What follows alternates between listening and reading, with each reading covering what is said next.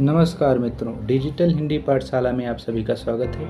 आज हम हिंदी साहित्य के काल विभाजन और नामकरण पर बात करेंगे, जिसमें हम आचार्य शुक्ल का काल विभाजन, डॉक्टर रामकुमार वर्मा का काल विभाजन और आचार्य हजारी प्रसाद द्विवेदी का काल विभाजन विशेष रूप से देखेंगे और बाकी अन्य लोगों के काल विभाजन और नामकरण पर संक्षेप में चर्चा करेंगे।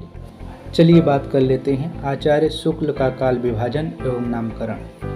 आचार्य शुक्ल ने हिंदी साहित्य के इतिहास को 4 भागों में विभक्त किया है।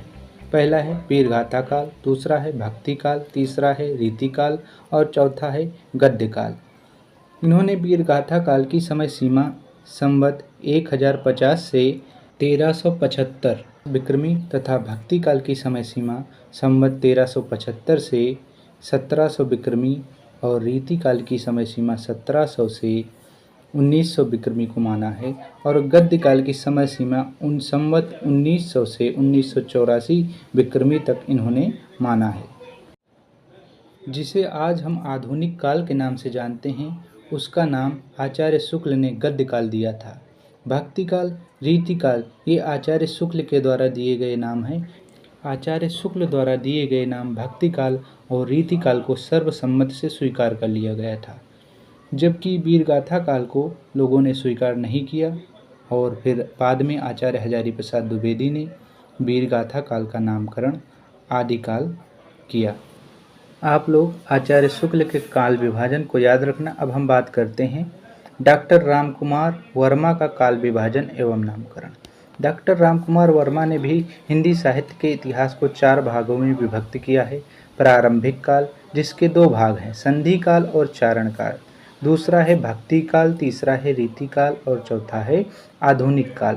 अब हम इनकी समय सीमा की बात कर लेते हैं। डॉक्टर रामकुमार वर्मा ने प्रारंभिक काल के अंतर्गत संधि काल की समय सीमा संवत 750 से 1000 विक्रमी माना है और चारण काल, जो इसका सेकंड पार्ट है, उसकी समय सीमा संवत 1000 से 1375 विक्रमी माना है। इन्होंने भक्ति काल की समय सीमा संवत 1375 से 1700 विक्रमी माना है और रीति काल की समय सीमा 1700 से 1900 विक्रमी माना है और आधुनिक काल की समय सीमा संवत 1900 विक्रमी से अब तक माना है। अब हम बात कर लेते हैं आचार्य हजारी प्रसाद द्विवेदी का काल विभाजन एवं नामकरण।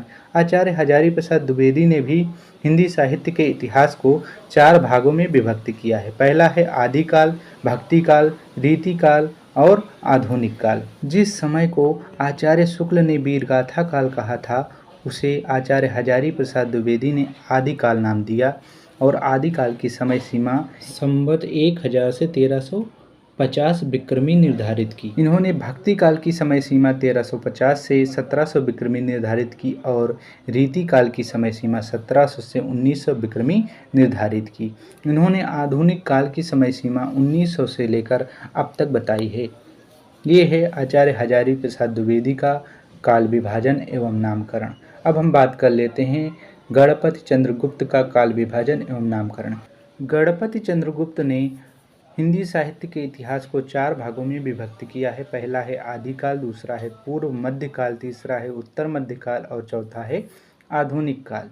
अब हम बच्चन सिंह के काल विभाजन और नामकरण पर बात कर लेते हैं कि बच्चन सिंह ने हिंदी साहित्य के इतिहास को कितने भागों में विभक्त किया।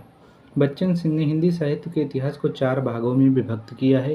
अपभ्रंश काल, भक्ति काल, रीति काल और आधुनिक काल। चलिए और कुछ महत्वपूर्ण काल विभाजन और नामकरण से संबंधित इतिहासकारों के बारे में बात कर लेते हैं। इसमें सबसे पहले आते हैं रामस्वरूप चतुर्वेदी। इन्होंने भी हिंदी साहित्य के इतिहास को 4 भागों में विभक्त किया। पहला है आदिकाल, पूर्व मध्यकाल, उत्तर मध्यकाल और आधुनिक काल। इसी प्रकार डॉक्टर नगेंद्र ने भी अपने हिंदी साहित्य का इतिहास में काल विभाजन और नामकरण किया है। हिंदी साहित्य के इतिहास को 4 भागों में विभक्त किया, आदिकाल, भक्ति काल, रीति काल और आधुनिक काल। आधुनिक काल को उन्होंने पुनः 4 भागों में विभक्त किया, पुनर्जागरण काल, जागरण सुधार काल, छायावाद युग, छायावादोत्तर काल। इन्होंने छायावादोत्तर काल को 2 भागों में विभक्त किया, प्रगति प्रयोग काल और नवलेखन काल। इस प्रकार नगेंद्र के काल विभाजन पर संक्षेप में हम लोगों ने चर्चा कर ली। अब हम बात कर लेते हैं मिश्र बंधुओं का काल विभाजन एवं नामकरण। मिश्र बंधुओं ने हिंदी साहित्य के इतिहास को 5 भागों में विभक्त किया है: प्रारंभिक काल, माध्यमिक काल, अलंकृत काल, परिवर्तन काल, वर्तमान काल। इसी प्रकार जॉर्ज ग्रियर्सन का काल विभाजन एवं नामकरण देख लेते हैं। जॉर्ज ग्रियर्सन ने हिंदी साहित्य के इतिहास को 11 भागों में विभक्त किया: चारण काल, 15वीं सदी का धार्मिक पुनर्जागरण, मलिक मोहम्मद जायसी का प्रेम काव्य, ब्रज भाषा का कृष्ण काव्य, मुगल दरबार, तुलसीदास, रीत काव्य, तुलसीदास के अन्य प्रवृत्ति, 18वीं शताब्दी, कंपनी के शासन में हिंदुस्तान, विक्टोरिया के शासन में हिंदुस्तान। आपसे प्रश्न पूछा जा सकता है कि हिंदी साहित्य के इतिहास को कितने भागों में विभक्त किया गया है। तो हम लोग जानते हैं कि सामान्यतः ज़्यादातर लेखकों ने हिंदी साहित्य के इतिहास को 4 भागों में विभक्त किया है, परंतु मिश्र बंधुओं ने हिंदी साहित्य के इतिहास को 5 भागों में और जॉर्ज ग्रियर्सन ने हिंदी साहित्य के इतिहास को 11 भागों में विभक्त किया है। चलिए कुछ महत्वपूर्ण प्रश्नों पर बात कर लेते हैं। देखते हैं पहला प्रश्न कौन सा है। आधुनिक काल का प्रारंभ किस सन से माना जाता है? यहाँ पर आपसे पूछा गया है कि आधुनिक काल का प्रारंभ किस सन से माना गया है। ऑप्शन है 1900 ईस्वी, 1870 ईस्वी, 1850 ईस्वी। उपयुक्त में से एक से अधिक, उपयुक्त में से कोई नहीं। तो यहाँ पर आपका सही उत्तर है ऑप्शन सी 1850। रामस्वरूप चतुर्वेदी ने आधुनिक काल की समय सीमा 1850 से अब तक मानी है। बाकी अन्य इतिहासकारों ने भी संवत 1900 से इसकी स्टार्टिंग मानी है, इसलिए 1850 विकल्प सही। ये बीपीएससी के एग्जाम में पूछा हुआ क्वेश्चन है। अगला प्रश्न देख लेते हैं। उत्तर मध्य काल को रीति काल की संज्ञा किस विद्वान ने दी है? ऑप्शन है आपके पास मिश्र बंधु, आचार्य हजारी प्रसाद द्विवेदी, आचार्य रामचंद्र शुक्ल। उपयुक्त में से एक से अधिक, उपयुक्त में से कोई नहीं। तो हम लोगों ने पढ़ा था कि मिश्र बंधुओं ने रीति काल को अलंकृत काल की संज्ञा दी है और आचार्य शुक्ल ने अपने काल विभाजन और नामकरण में पूर्व मध्य काल को भक्ति काल और उत्तर मध्य काल को रीति काल की संज्ञा दी थी। आचार्य शुक्ल द्वारा सुझाए गए नाम रीति काल को ही आचार्य हजारी प्रसाद द्विवेदी ने मान लिया था और उन्होंने सिर्फ वीरगाथा काल नाम स्वीकार नहीं किया था। उसकी जगह पर उन्होंने आदिकाल नाम सुझाया था, जिसे सर्वसम्मत से मान लिया गया था। अतः यहाँ पर आपका ऑप्शन डी सही है, उपयुक्त में से एक से अधिक। अगला प्रश्न है, हिंदी साहित्य के किस काल को हिंदी साहित्य का स्वर्णयुग कहा गया है? तो यहाँ पर भक्ति काल को हिंदी साहित्य का स्वर्णयुग कहा गया है। बाबू श्याम सुंदर दास और ग्रियर्सन ने भक्ति काल को स्वर्णयुग की संज्ञा दी है। यहाँ पर आपका उत्तर भक्ति काल सही है। अगला प्रश्न है, हिंदी साहित्य के प्रारंभिक काल का आदिकाल नामकरण किसने किया?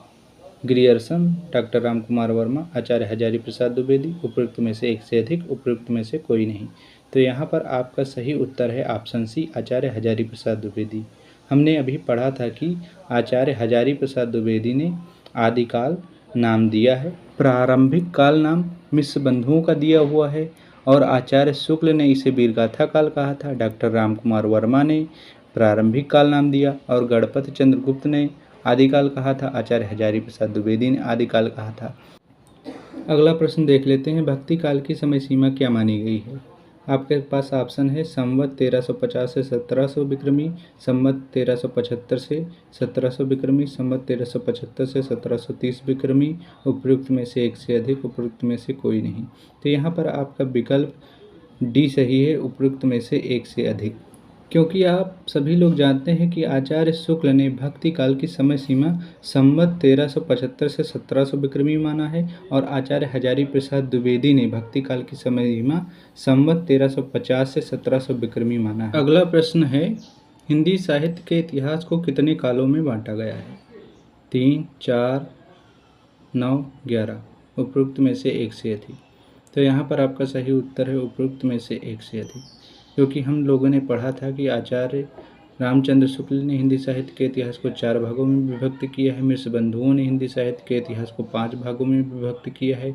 जॉर्ज ग्रियर्सन ने हिंदी साहित्य के इतिहास को 11 भागों में विभक्त किया है यही सेम क्वेश्चन बीपीएससी के पेपर में पूछा गया था और ऑप्शन कुछ इस प्रकार दिए हुए थे 5, 4, 3।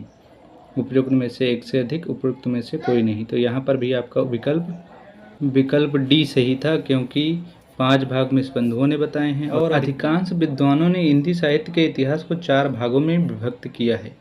यदि आपसे सामान्य रूप से पूछा जाए कि हिंदी साहित्य के इतिहास को कितने कालों में विभक्त किया गया है, तो आप बता सकते हैं 4 भागों में विभक्त किया गया है, क्योंकि आचार्य शुक्ल, आचार्य हजारी प्रसाद द्विवेदी, गणपति चंद्रगुप्त, डॉक्टर नगेंद्र, रामस्वरूप चतुर्वेदी और बच्चन सिंह ने इसके 4 भाग किए हैं।